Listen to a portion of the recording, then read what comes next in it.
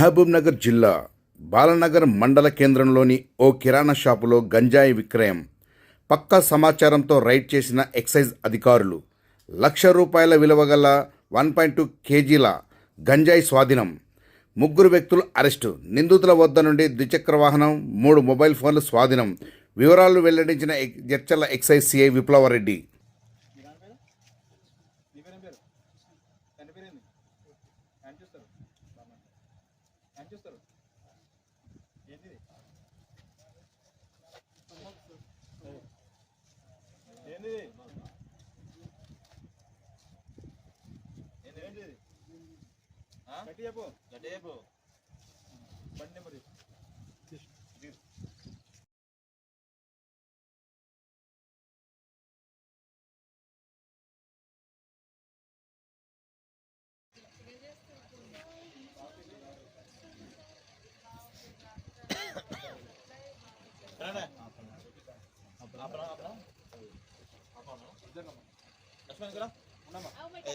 किसने करा किसने करा